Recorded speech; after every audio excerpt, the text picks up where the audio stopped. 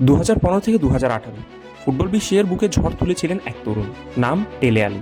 মাত্র 21 বছর বয়সে back to back PFA young player of the year award, Neymar এমবাপ্পের সাথে তুলনা করা হচ্ছিল তাকে। সবাই ভেবেছিল ইংল্যান্ডের পরবর্তী গোল্ডেন বয় পেয়ে গেছে ফুটবল বিশ্ব, কিন্তু এরপরেই শুরু হলো এক রহস্যময় পতন। ফর্ম হারিয়ে দল থেকে বাদ পড়া, টটেনহাম থেকে ফ্রি ট্রান্সফারে এভারটনে যাওয়া, সেখান থেকে লোনে তুরস্কে। যে ছেলেটির দাম ছিল 100 মিলিয়ন ইউরো, সে হঠাৎ করেই যেন হারিয়ে গেল। সবাই তাকে অলস আর অহংকারী বলে গালি দিতে শুরু করল, কিন্তু আসল সত্যটা ছিল অন্যরকম। 2023 সালে ডেলে আলি নিজে প্রকাশ করলেন তার জীবনের সে অন্ধকার অধ্যায়। মাত্র 6 বছর বয়সে মায়ের এক বন্ধুর দ্বারা যৌন নির্যাতনের শিকার হন তিনি। 7 বছর বয়সে ধূমপান শুরু করেন, আর 8 বছর বয়সে শুরু করেন ড্রাগস ডিলিং।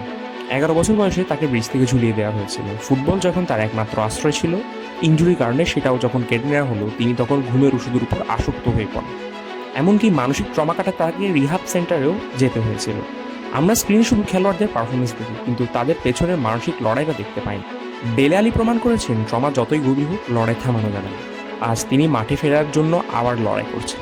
গল্পটি যদি আপনার হৃদয় ছুঁয়ে থাকে, তবে ভিডিওটি লাইক করুন এবং কমেন্টে লিখুন রেসপেক্ট ডেলে। আর ফুটবল দুনিয়ার এমন অজানা গল্প জানতে সাবস্ক্রাইব